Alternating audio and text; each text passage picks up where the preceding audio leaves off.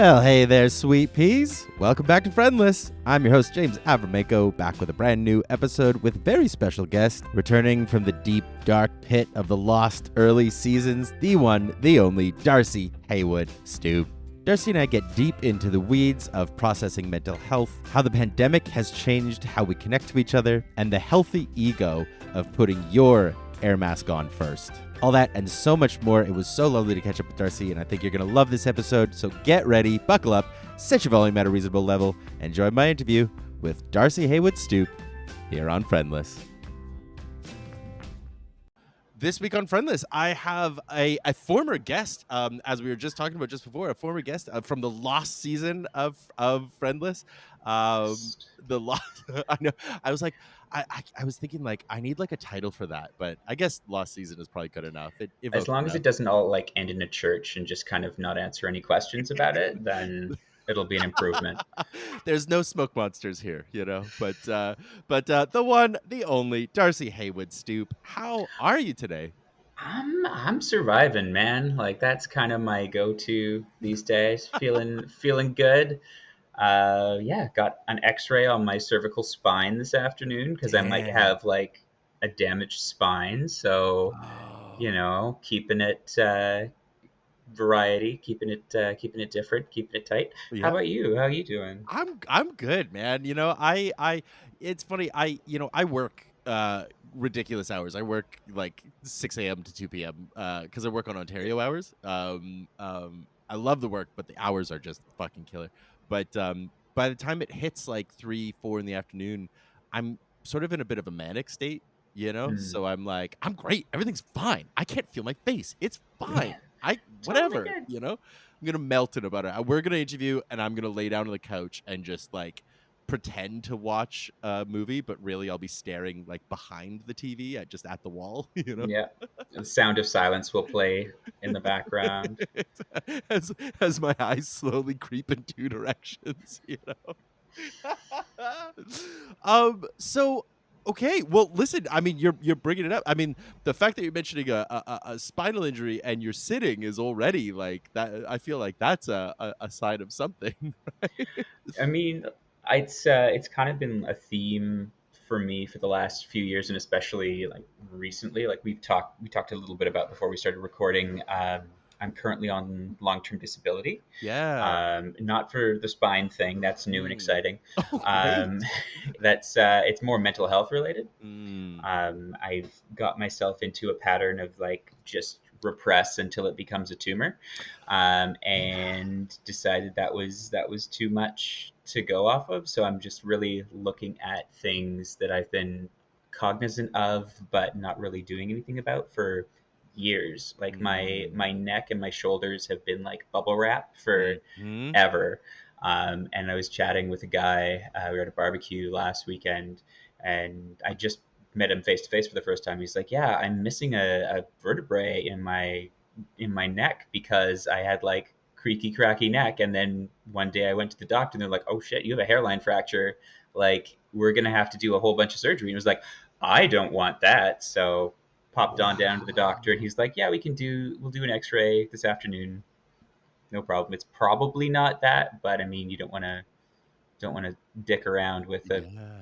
yeah spinal injury." But the bulk of what I've been focusing on has been mental health, Mm-hmm. and it's been like even before the pandemic, and of course exacerbated by the pandemic. Big Like time. I've been aware of the fact that I'm not exactly functioning the same way that other folks function, and maybe not Sure. doing my best. And like I've had OCD for over 20 years now. Mm-hmm. And I briefly flirted with the idea of doing something about it at the end of high school when I was like, I'm an adult now. I don't know what to do. People are Yeah. going to take me seriously, and I don't know shit. But little did I know they wouldn't take me. They still don't take me seriously.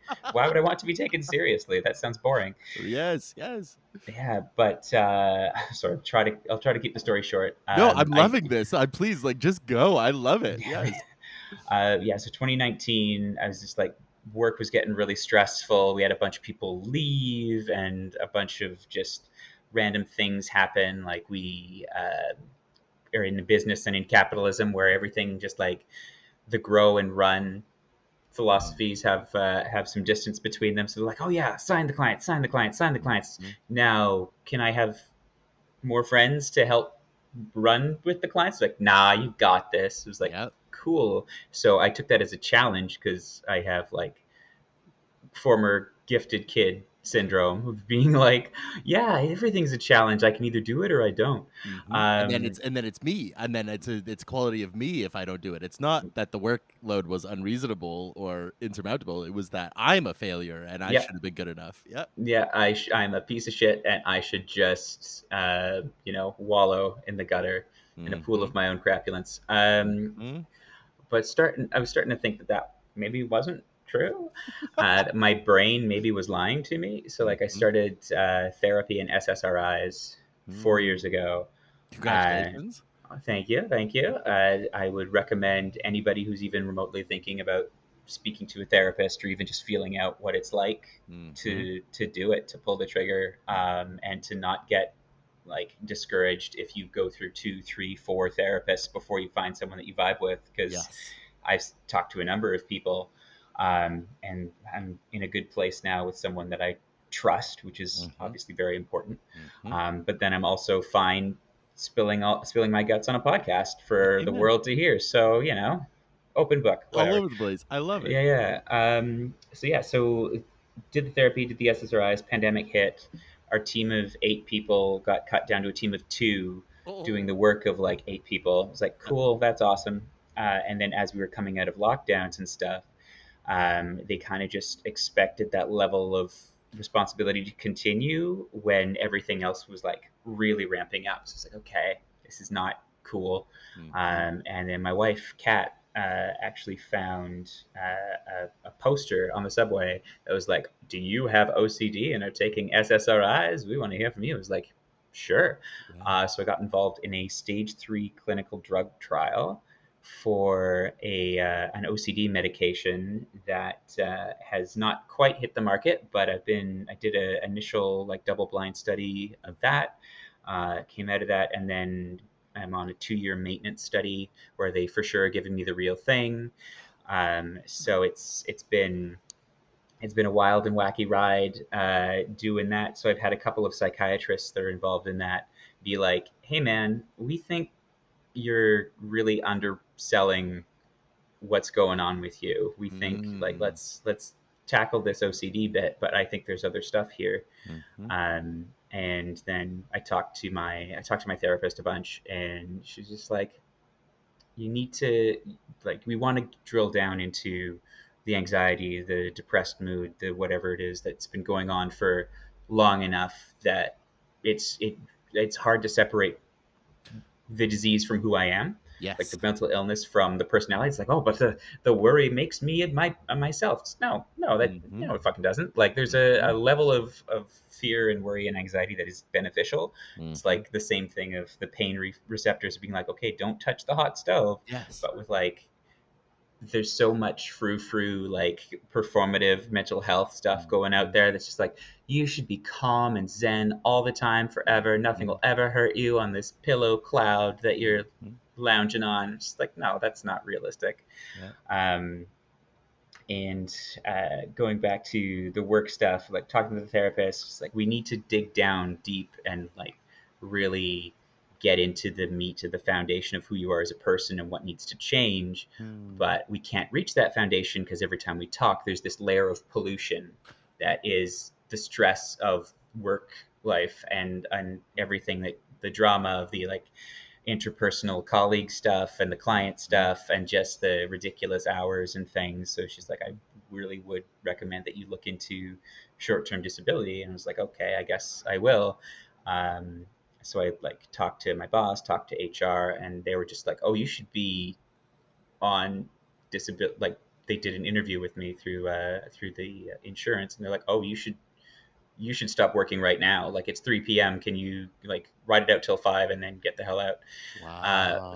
Which was something like I'm still a little weird about. Like, I'm Sure. still like, oh, but surely I'm not ill enough to need help. Surely I don't need, like, there are other I things just in the need a world nap. so much Yeah. worse. Yeah, like I just Yeah. need like to take the air by the seaside for Mhm. a month and everything will be fine. Mhm. And I'm still like cognitively, I get. It's in my brain that's ridiculous, but feeling it in my bones is Mm. so much harder. So initially, it was like a 6 week short term disability, and Mhm. I thought, oh, I need 6 weeks. I'll be back in like 2 weeks. And Yeah, Kat yeah. sat me down. And was like, if you put a time limit on it, and you say, hey, I'm gonna be back in 2 weeks, they're just gonna basically band-aid over on the work side, and then just you'll be right back where you started. You'll be Yeah. doing the exact same thing. So And it'll be don't, worse, right? and Because it'll be the worse. if you repress, everything grows, right? That's how Yeah, emotions grow is through pressure, right? right. Yeah. And just compressed into a diamond or fossil Mhm. fuels by the end of Mhm. it. Um, and yeah, so it was like, okay, that makes sense. And then it just sort of grew, and there was a whole song and dance with being sort of punted from one case manager to another to another. There was 5 weeks where I didn't have income at all because they herped their derps and didn't have all the forms ready. It was a thing, but Yeah. they Really great recently, for like for mental health. Really great yeah, to be unemployed for a month and a half, you know? I'm yeah, sure it's just that was like awesome for your anxiety. super good. And like one of the case managers, like the first case manager went on mat leave. That happens, fine, no Sure, problem. sure. Yeah. But nobody thought to tell me. So Yeah. like she's like, you need to have your therapist fill out this form, and your psychiatrist needs to request this ROI, request for information for the medical stuff, Mhm. and it all needs to come here, and it needs to be done by this date, and blah blah blah blah blah. And then I'm trying to send these things, and like the email bounces back. So I'm like, okay, I'll call the case manager. Numbers out of service. Like, great, Yeah. cool, Yeah. love that for me. So it was just a super stressful rigmarole. And the person that they punted me to, we had one phone conversation where she basically told me that I wasn't doing things right. It's like, cool, I'm not being disabled correctly. Like, is that what you're saying? How does that even fucking? Yeah. Anyway, sorry, Yeah. lots of f bombs today. Hey, Uh, throw 'em in. Fuck yeah. yeah, fuck yeah. Um, and eventually, it became clear that this lady, that being a case manager, was not her, not alone not her, not just not her forte, but not her actual job. Gotcha. So So like she they was were kinda getting strapped. a thing. I was okay, yeah, so Yeah, it's like yeah, the what is that called? The Manushka dolls of yeah, yeah, little right? Yeah. babushkas. Yeah. Oh man. And then she was asking me to do all of these forms and things, and like my doctors are like, this is not on you. Like, okay, so they're not approving you for stuff, they're not listening to you, they're making you do all the admin. Like, that's making it worse. So Mhm. eventually turned it around. They got case notes from my psychiatrist and from my therapist and from my doctor, and then they were like, oh, you're pre-approved for long-term disability. I'm so sorry. Here's your new case Ah. manager. And I was just like, what did they say? What's in those notes? The secret This sauce. boy is ill. This boy is not well, and like it's yeah. So that's a long, short version of how I've gotten to where I am, and then yeah, just like looking at other things that I've put off, like my posture and my Mhm. rickety back. That now we're I'm doing X-rays. fuck. I'm like you've touched on so many things that I wanna dive into, and I you've made my brain like spiderweb into so many different directions. I wanna double back on some stuff because, Yeah. you were talking about at the start about the idea of like I mean, first of all, I think I want to circle back to the idea of the therapy and the idea of like the gifted child syndrome and this thing of there's this very uh what's this very pronounced pipeline that's happening right now that I think a lot of people are waking up to.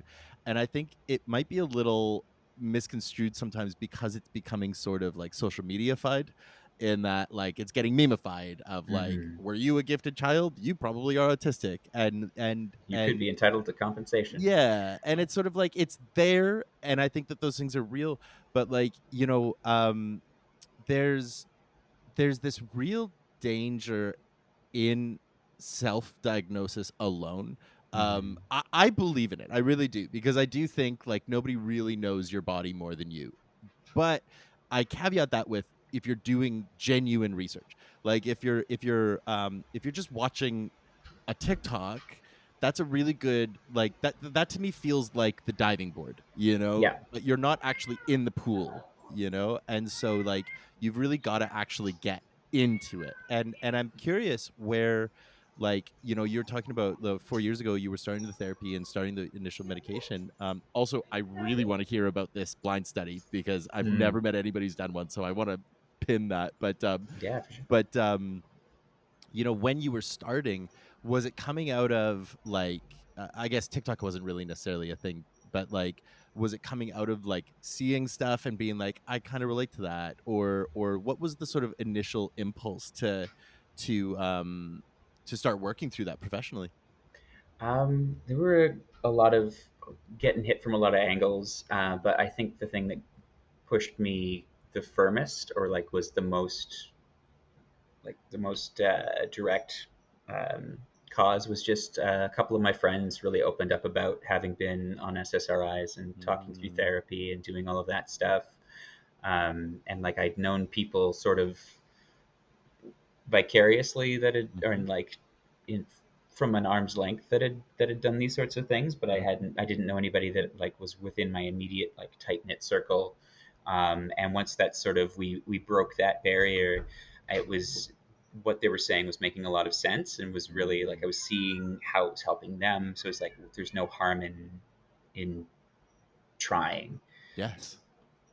Well, and that's just it too. I think that there's this, there's obviously there's a social stigma around medication because Hmm. of but there's very real potential for abuse. There's also just like stigma of any kind of drug of any kind is sort of like poo-pooed. You're supposed to be able to bootstrap yourself out of mental health. Hmm. It's just a chemical disorder, and it's like, no, no, that's not what it is at all. Actually, but I think what you're doing, and what your friends demonstrated, what you're demonstrating right now, and what I try to be a big advocate for as well, is like talking about medication use. And I think that there's absolutely no shame in medication. It's not,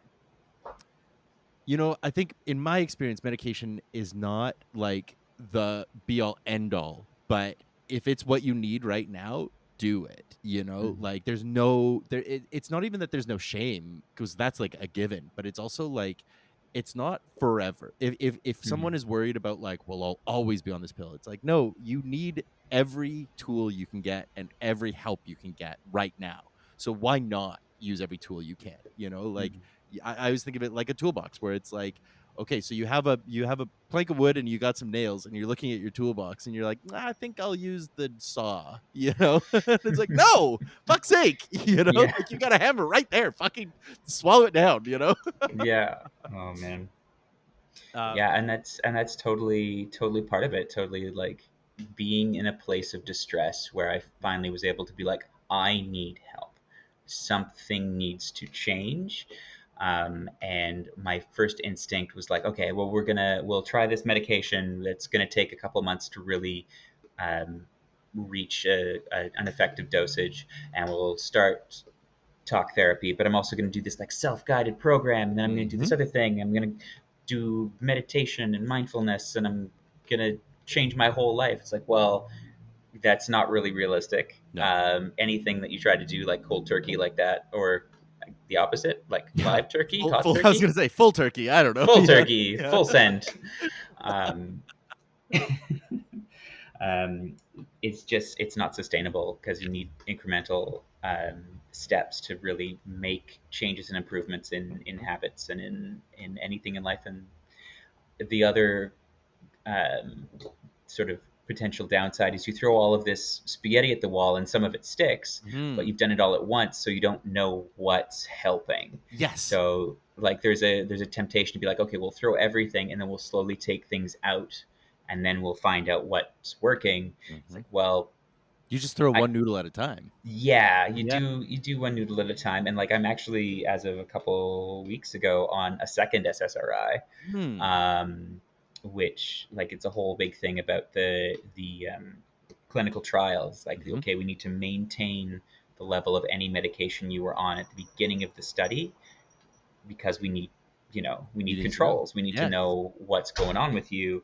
But they built in sort of this clause that because you're a psychiatric patient, you may need additional medication once we've sort of hit a level Yeah.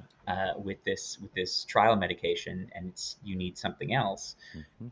Your doctor is the expert and can talk with you and add more things. So we couldn't we couldn't like reduce or remove what I was on before, but like, oh, Mm. you've got maybe like some side effects of like constant fatigue and all of that, which could be, which is the one of the fun ones, because it could be depression, it could be anxiety, it could Yeah. be from your bad diet and lack of exercise, or it could be from these pills. But here's Yeah. these other pills that do the opposite thing, so we'll try to, Be- cancel each other out. uh, Well, that's like just swinging back real quick before we move on past it, because I think that you're tapping into something that's so important. Is this idea of like like you talked about like throwing the whole spaghetti at the wall and stuff, and it's like you know I've really come to realize in my own journey that like when people say something like people don't change, I think that's coming from the experience of either trying it yourself or watching people do what you're describing, which is trying to change everything at once.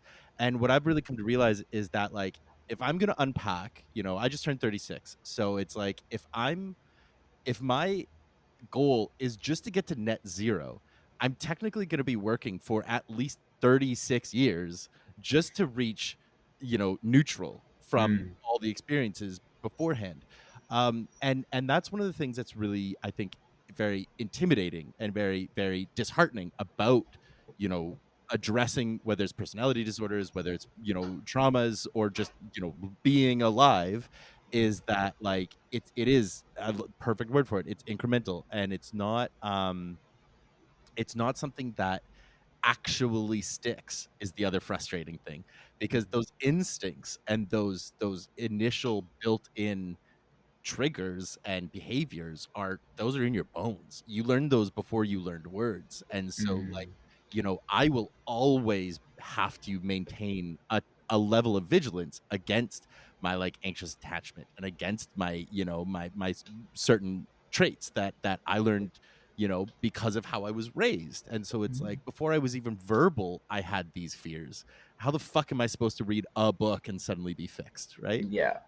But then conversely, on the same time, it's like if you do break it down into little chunks, and you do, I love the image of just like one noodle at a time, and you make sure that noodle sticks, and you just really focus on that, and you accept that the rest of it, like that bowl of noodles isn't going anywhere, like, and that's okay because and this is my element of like of medication, is that like for me, from so I have confirmed ADHD. I have like self-diagnosed, but like very like my therapist concurs that like I'm on the spectrum, I'm autistic. I'm saving up for the official diagnosis because it's fucking expensive, Maybe for Christmas. literally.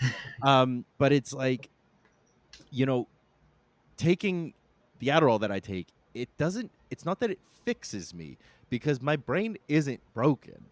Like, I'm not broken for being on the spectrum. Someone Mm, isn't broken for having a personality disorder or having depression or something. These are not defects, mm, And so like when we're building up tolerance to them and we're building up strategies around them, if we frame it, instead of being like, I'm broken, I'm bad, I have to fix me, mm. it's okay, well, these instincts aren't helping me right now. So I'd like to try and adjust them to try and help myself more, and just removing that shame and that pain and that, like it's really, to me, that's the baseline stuff to really address, and then kind of bloom from there, right? Because Totally. yeah, like I'm addressing one thing at a time and recognizing all that other stuff. It's gonna keep being there, and it'll be frustrating, and like, my time blindness I'd love to address, but it's not coming along.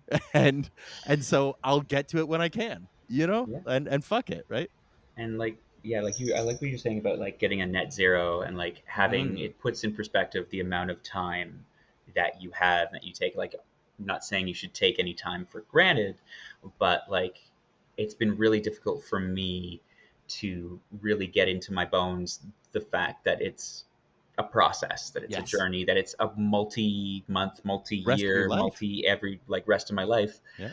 kind of a thing. And like going back to a little bit of the sort of black and white thinking that comes with having a like a Exactly. gifted background, or having done well at school, or being recognized for any Mhm. sort of um, skill, or anything off of the D&D character sheet that like you Yeah. start to take as your identity. When that Yeah. starts to go away, you're like, oh no, what, who, what am I, Yeah. and what's Yeah. going on? And changing the conversation and recognizing that it's not a template, cookie cutter, boilerplate kind of a thing Mhm. is really a good starting point. Like even with the short-term and long-term disability forms that I've been filling out, a lot of it has been boilerplate of like, okay, um, you have, like, if you've broken your leg, then you need X amount of time. You need to get it set, and then you're this much time in a cast, and then this much time in physio, and then you're all better. And it's treating the brain that way, Yeah. and instead of saying like it's either good or it's bad, Mhm. just like how do we fit you with tools so that you can navigate your own waters and come to a place where you can be like comfortable in your skin Yeah. and give the best of yourself to whatever you're doing, like hobbies, community, friends, Mhm. work, all of that stuff. My therapist chastised me the other day. She said, like, you realize that the point of all this is not to get you back to work as soon as possible. I Yeah. know the insurance people think that because they don't want to pay you, Yes. but it's working on you. And Mhm. I love what you said about just it's forever. Like, it's a thing that's not Mm. going away, and it's not a bad thing. It's Mhm. something that's just like, it's the fear of uncertainty is at the core of so much anxiety, and the Yep. uncertainty about the anxiety makes it Mhm. sort of this like Yep. vicious cycle. One of the best, just thinking about it while you're talking, one of the best examples I can think of in recent culture of just the way to treat or um, to approach long-term illness is the Babadook. Mm. Uh, Gay icon, the Babadook, for some reason, but like, you just, Yep. spoilers for the Babadook, by the way. You've had what, 9 years to watch it? Like, come on. He's Uh, super gay. Super gay. That's what it is. It's a gay panic film, and y'all should see it. But yeah, it's basically at the end of the film, the monster doesn't go away. Mhm. It's just sort of confined to the basement, and every once in a while, the protagonist has to go down there and feed it and just like Mhm. talk to it. Mhm. But it's no longer this all-consuming fear looming large over every aspect of life with no explanation, nothing to use against it. Just Mhm. living in fear of this horrible thing that's gonna take everything from you. Yep. It's more like, okay, I've held my sword up to the monster, and now it's a pet in my basement. Yeah. But it doesn't. It's not just a vanquishing. It's an adaptation. It's accepting it, right? Yeah. And that's something I work on with my therapist. I wanted to say really quick, actually, one thing I was thinking about in terms of like this idea of like someone I know. I'm not going to name them directly because I don't know if they'd be comfortable with me like identifying them in this story. But they Mhm. talked about one of the first sessions they had with their therapist, and they were like talking about how they were going to get through it, and the therapist was like, "Oh, so you think you can beat therapy?" Is what you're saying, right? It's like this isn't a game. This is your life, And I think linked to that is this idea. I think one of the most psychologically damaging sentences we've ever introduced to society in general is carpe diem. Like I think Mhm. I think the idea of seize the day is one of the most destructive, toxic, awful sentiments that we could push on people, of like every day matters. It's like no, fuck no. Like some days all you do is breathe and that's Yeah. fucking great. That's fucking great. Those are great days. Like honestly, and like to me a carpe diem mentality is more like live every day. I'm not Yeah. it's not about like seizing it. It's like, yeah, survive every day. If that's all you can do, that's like it's not just good enough, it's better than that. Yeah. Or actually no, I don't want to pedestal stuff. So it is good enough. And that's what's good. Is just that it's good enough. And we Yeah. don't need being special. We don't need being nothing is all good, nothing's all bad, nothing's perfect, nothing's pure evil. Shit just is. And Mhm. that's a big element of what I work on with my therapist is these ideas of like there's no actual meaning other than what we give to the experience afterwards. And also the idea of integration is these the we personify my emotions in therapy. So he literally at times has gotten me to like act out. He's like, okay, I want like sad James to talk to angry James, and I want you to like, Mhm. and it's never with the intention of like, okay, angry James, you are banished. It's like it's actually it's the process of like he gets me to thank them. He gets me to thank Angry James because he did his job. He Mhm. protected me. He protected me when he needed to, and he did a really good job. And I'm alive today in part because of the work that Angry James did. But Mhm. but he can take a break now. Get a Yeah. coffee. Like, yes, you'll still be around. They'll all still be here. Angry James, Sad James, Frustrated James, all of them, they're always gonna be there. But like take a time out, Yeah. and like I'll call on you if I need you, or like better yet, I'll even put you to work in a different direction. But but right now where we're putting that energy isn't serving either of us. So like, and I don't know, I love the framing of like nothing about me is broken. Nothing about me is wrong. It's maybe misdirected, but like Mhm. that's okay. That just means I can go, oh, okay, cool. I'll focus over here now. you know? Yeah, totally. And being getting in touch with all of those parts of you and how they can turn into the Megazord that is James or Darcy or what have you is Yes. a very, very important skill that not a lot of people and not a lot of places in our like general society really uh, focus on. It No. is very binary, black and white thinking. Mhm, It's a lot of good or bad, yes or no, mhm, um, and it's such a seismic shift in thinking that mhm. it's taken a while. Like I can say it to myself in the mirror or what have you, say it on a podcast, but Mhm. I'm still gonna walk away in like half an hour and be like, oh man, Of all course. those things I said, let's throw them away. Let's Right. beat ourselves up some more. Yep. Let's do whatever. And yeah, some of the days, like you said, it's just surviving. It's Mhm. just okay. We had like a step. Like yesterday was a great day, and then today, we lay on the floor Yeah. and just groaned for a And that's not a while. And regression. that's no, This is the exactly. thing. There's no, something my therapist is always on about is that there's no backsliding. There's no such thing as backsliding. Like, cuz you're not going backwards. That's physically impossible. Everything is just forward movement. And so it's Mhm, like it's not that you're backsliding, it's that that's your energy level today. That's it. mhm. That's all it is. Wild. I know. I know. Yeah, God bless him. Scott. Scott, my boy.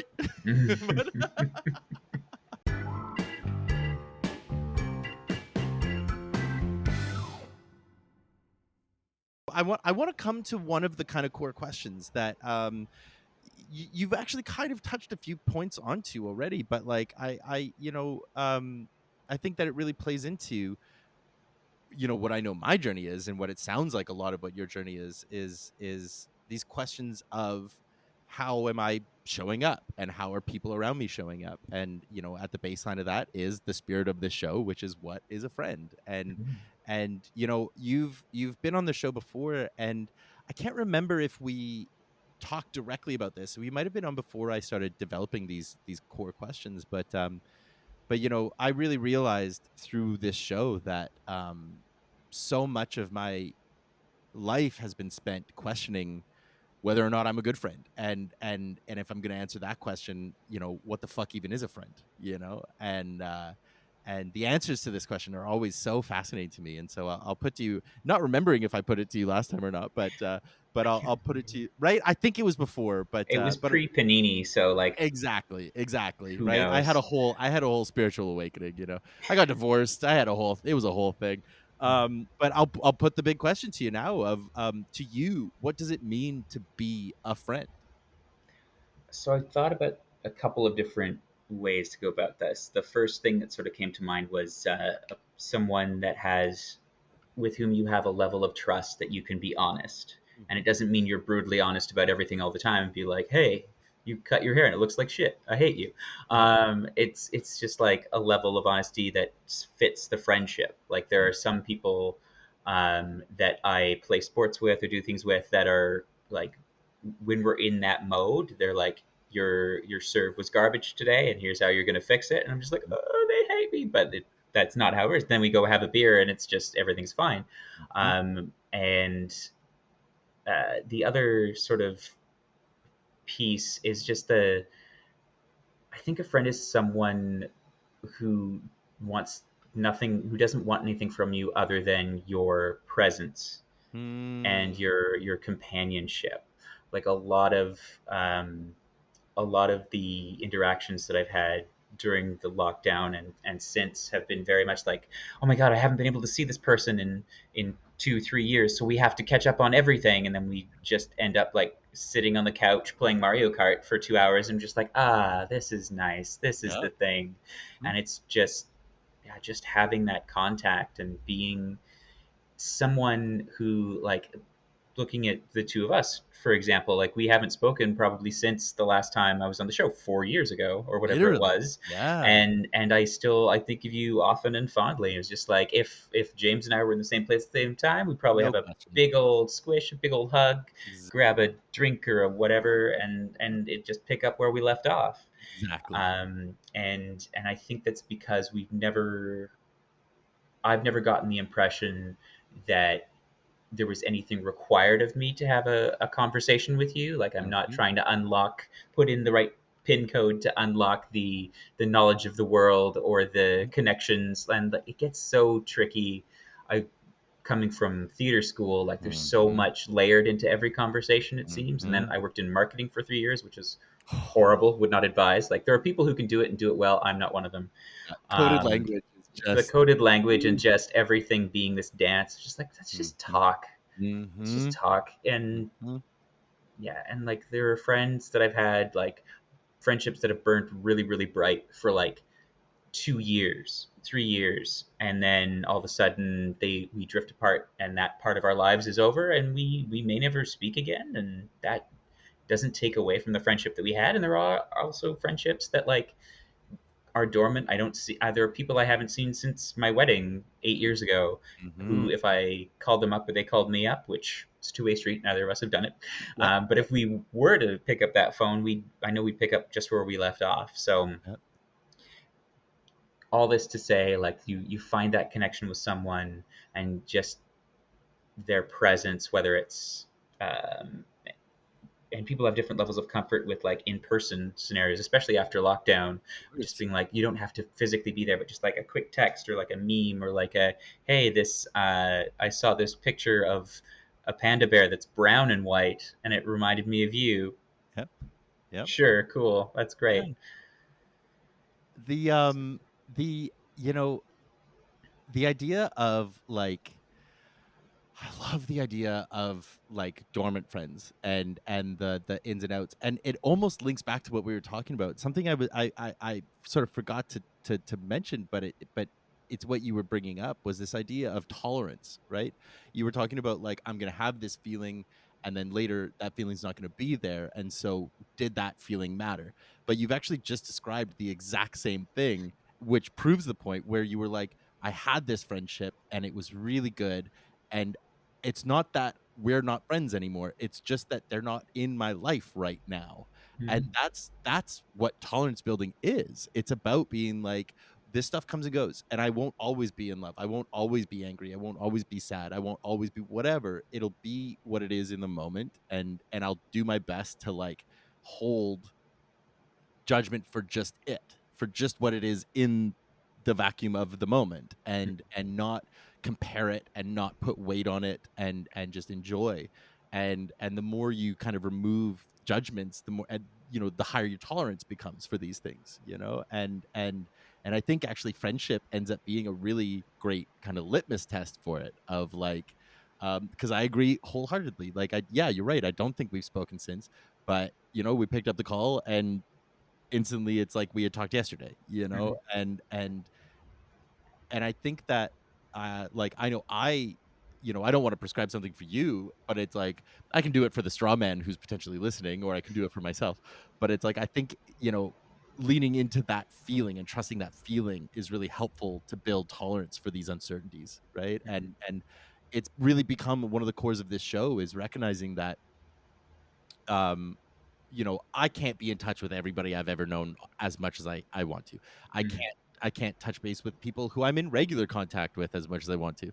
But what I can offer is like 1 hour where I like remind them that they're loved by me, and if that's the last time we speak, I mean, it's not that that sucks, because like, well, we got a fucking killer hour, and we're both not dead right now, so like it could happen again, you know. But removing that, like you say, the black and whites, the always nevers, the like, well, when we hang up, we'll never speak again, or we'll always speak. It's like no, it's just Yeah.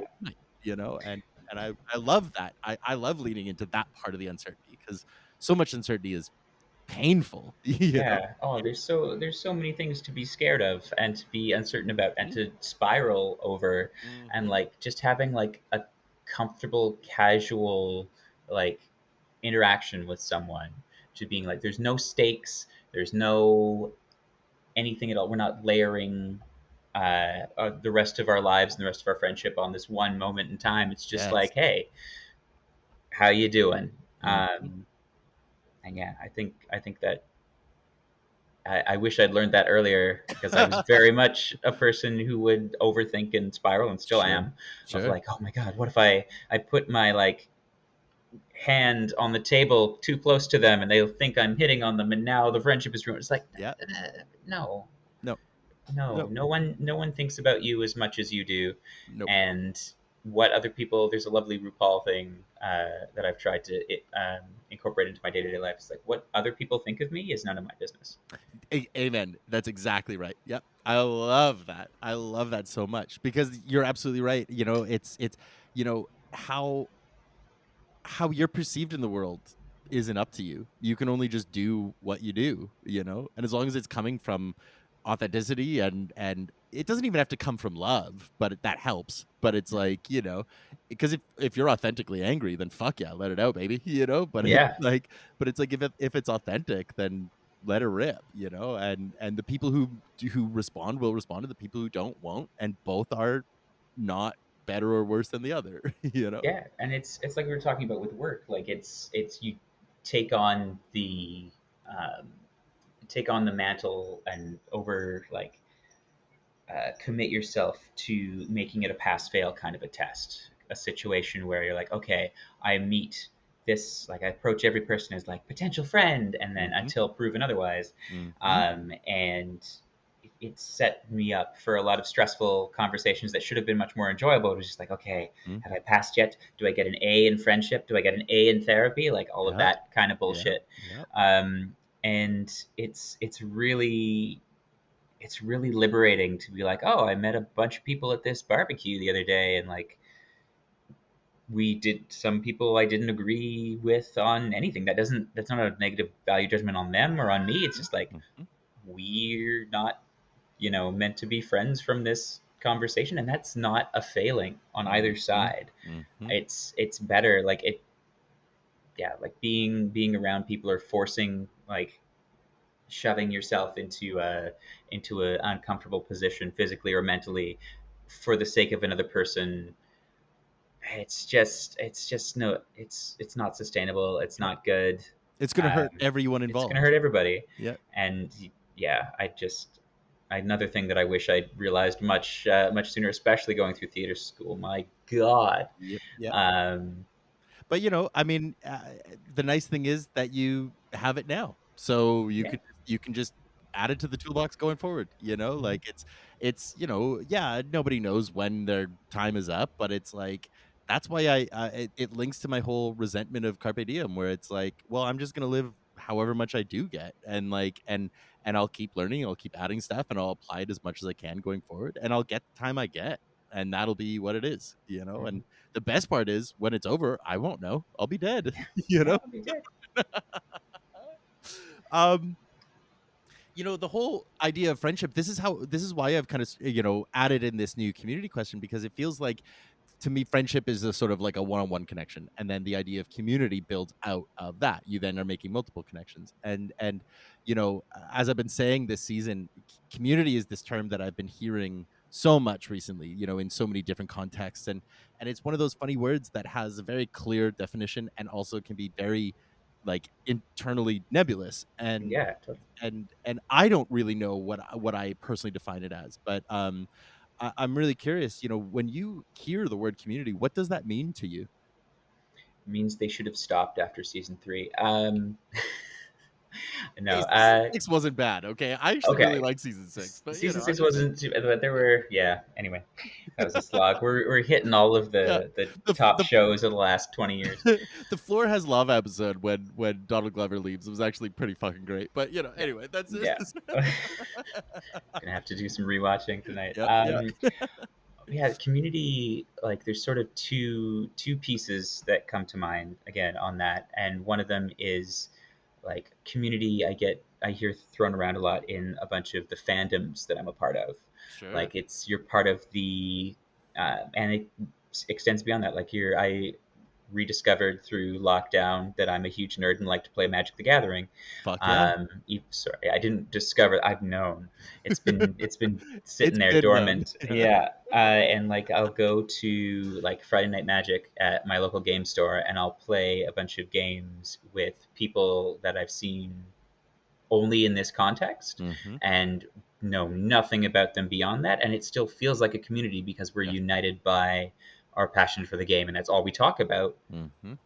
But it's also like I don't feel the need to follow up with these people and pursue like a deep and meaningful friendship. If it happens, cool. Mm-hmm. But I still feel like there's that community there because we've had that shared experience, and a shared experience that isn't trauma, that's bringing people together. What Yep. an idea! Yep. Um, and then you see that a whole bunch in different circles of like there's communities based on sports, based on sexual identity, based on political parties, like anything you can think of. There's a community that really like highlights that one part of your life, Mm-hmm. but it doesn't have to totally define, like you don't have, it doesn't have to be your be all and end all. And like Mm-hmm. community in a wider sense, I think the community that I try to surround myself with from a social perspective is people that just are there to support, or like anybody comes into the from this like circle of people, has an issue, or is like is an artist and is doing something, you go out and you support, whether it's emotionally, financially. Like you don't, I'm not saying you need to give money to everybody in your community. I mean, if you can afford it, or you're like believing in tithing, but cool. But you just like, just the support, and support doesn't always have to be like kid gloves. Like support can be, I have a friend who was in a relationship that was particularly unhealthy and toxic for her, and a lot of people on the outside were like, I don't think this is what you're after, but she didn't really see it. And then it wasn't an intervention, it was just a couple of friends kind of sat her down and was like, hey, here's what we've noticed, and Mm-hmm. we don't think this is the best part of you that is resulting from this relationship. Like you've changed, man. And we just have to tell you the hard truths. Mm-hmm. We love you, but and they split up, and the person was sad for a bit, and then they just like blossomed into the self that they were before. Not Yeah. exactly the same, because obviously, Yeah. like you said, always moving forward, Mm-hmm. but was able to find someone who complemented their weirdness in a non-toxic way, and now they're all married and super happy and lovely, and that's great. I And mean, like, that's fabulous. and that's a triumph for the community of like Mm-hmm. protecting one of its members. And like there's a community of people that I've become very close to over lockdown, especially because they live relatively close to where I am. We have a lot of similar interests, but it's just that need for connection with other humans Mm. has meant like someone that was sort of in the periphery of my friend group leading into lockdown is now one of my very best friends, who I talk to like we'll hang out like 3 times a week, Mm. just like either we'll play volleyball, or like get on Discord and like play shitty video games and all of these things. And like I can't remember where I was going with it, but like the when I'm in that community with that person and with the other people like them, there's a safety in that. There's a comfort in that. And as a person who is anxious about everything all the time forever, that's a really important part of uh, the the groups of people that I want to find myself in.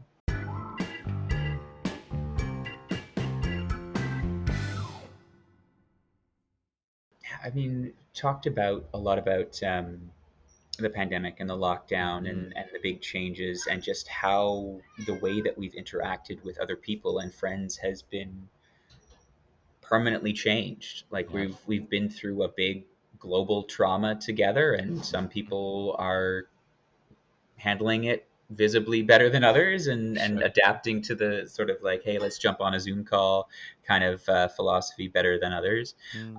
I'm just wondering like how you see uh, friendship having changed, and obviously like you've been doing this podcast about friendship through that time, like Yeah. so I think you'd have some really valuable insight on how that communication and how that community is built when Yeah. the world is on fire. Huh.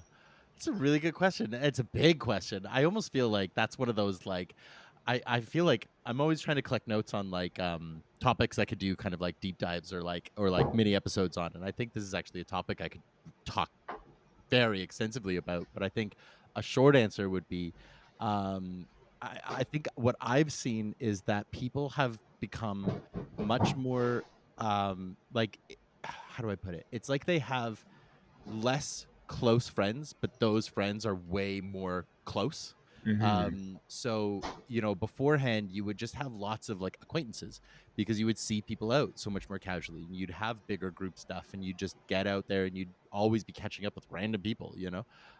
Whereas now it feels like it's much closer circles, but those circles are really tight, Yeah. and they're not always physical, like I really grew really tight with a couple of people who are like on the other side of the country, and but we still maintain um, you know, texting or we'll watch stuff and talk while we're watching together, those kinds of things, right? Mhm.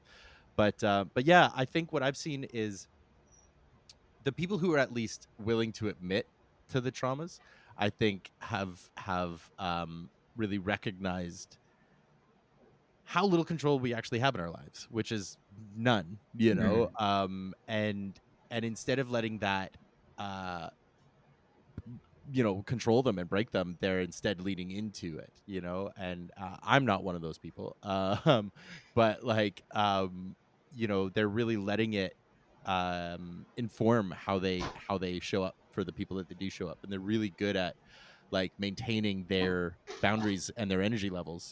This is something I'm working on, which is like actually recognizing what my capacity really is and not Yeah. pushing through it to Yeah. like people please and stuff, and I'm by no means anywhere where I would ideally be, but like I'm looking at it, and I'm very, very, I don't want to say jealous, but it's like I'm very inspired by people who have done that work on their capacity and on their Mhm. boundary work, and I think I've seen a lot of people wake up to that stuff through the pandemic, because it was like I think we all jumped on Zoom so fast and we were all so quick to like.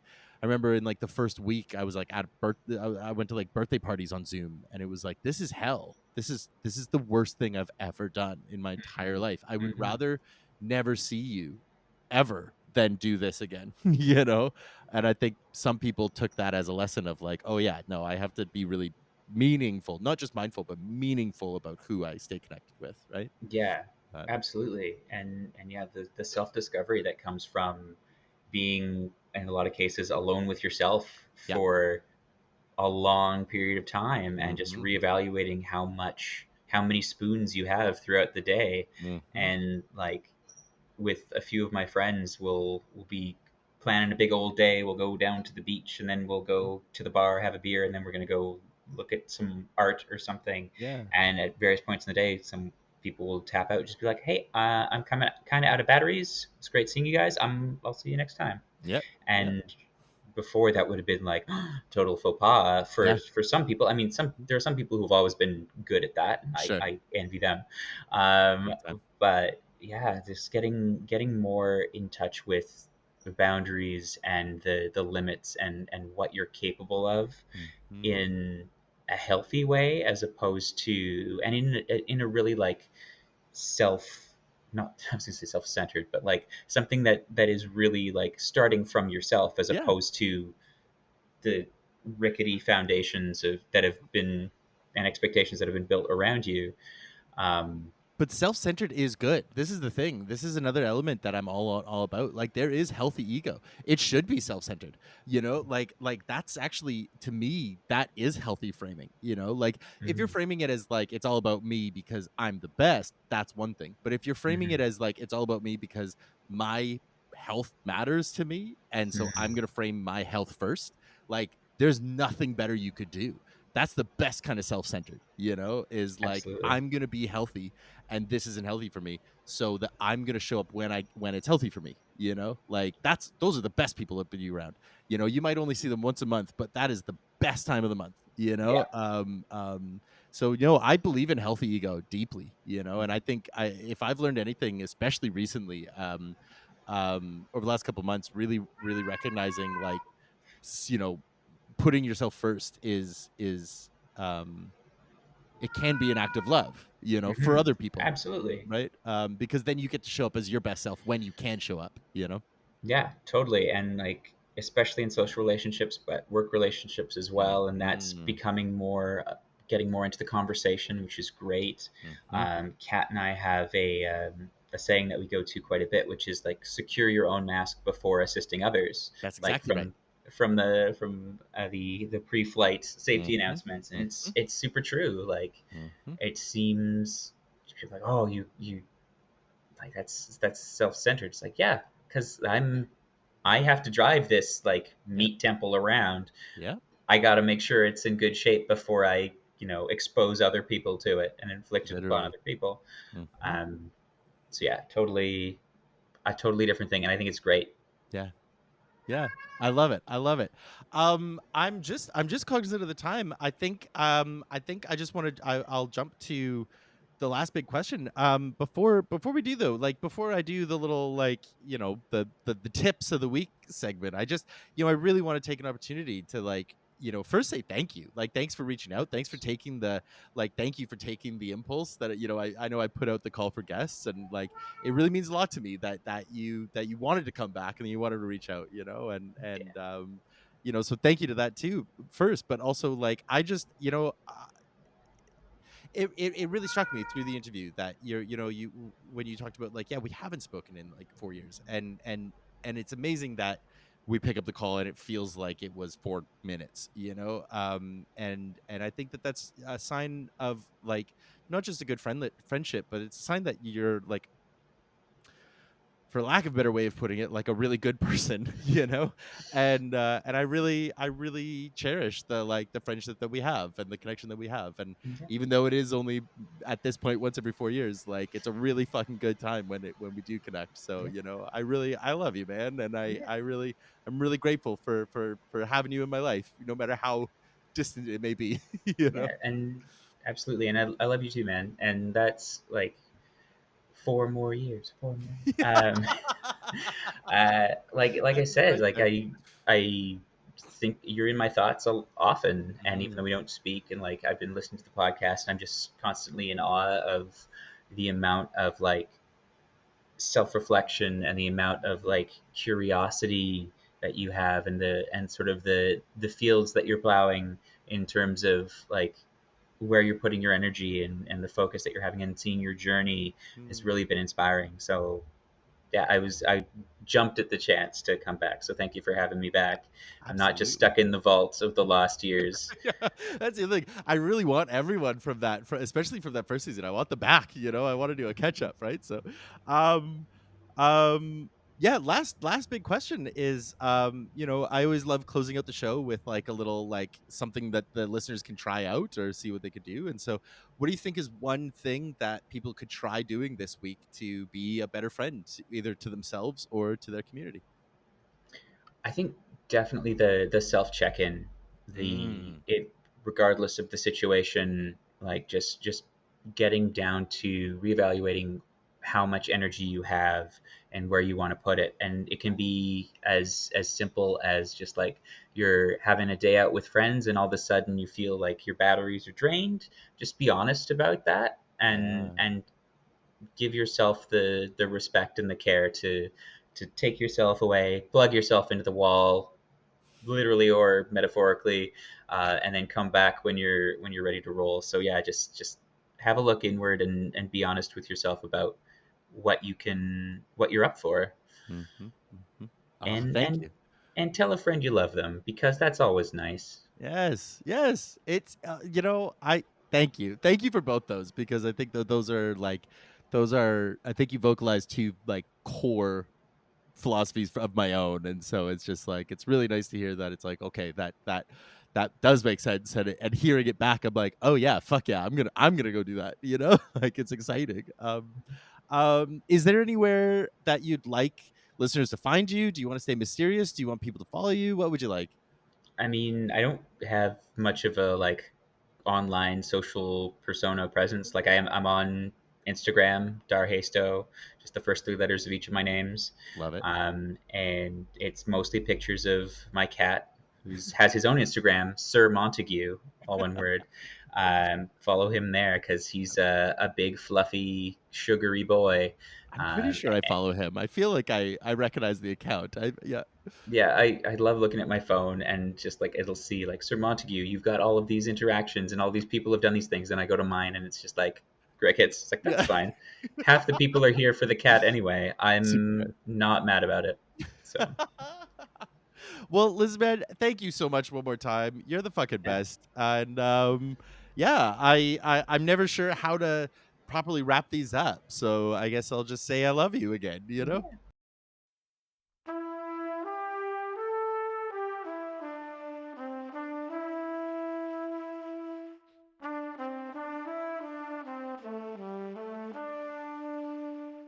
And that's it. Thank you one more time to Darcy for coming back on the show. It was such a pleasure catching up with him, and I just wish him all the best on his health journey. And thank you for listening all the way to the end of the episode. I love you so much. If you could do me the kindness of rating and reviewing the show wherever you listen to it, give Friendless a 5-star review. It's free, and it helps me out so much. And if you want more Friendless content, be sure to sign up for the Substack. You're going to get weekly updates, 10 things that I'm proud of this week, as well as recommendations for books, movies, poetry, all kinds of fun stuff. I've been having an absolute blast writing it, and I think you will love it. So if you haven't signed up yet, please do so. There may or may not be some surprises coming down the pipeline for Christmas, so be sure to sign up now. All those links are in the show notes. But that is it for me, so I'm just going to wrap this up here. I am so excited about the next batch of episodes that are coming up, so I really hope to catch you back here soon. But I'm not going to worry about that now, and neither should you, because that is then, and this is now. So for now, all I'm going to say is I love you, and I wish you well. Fun and safety, sweeties.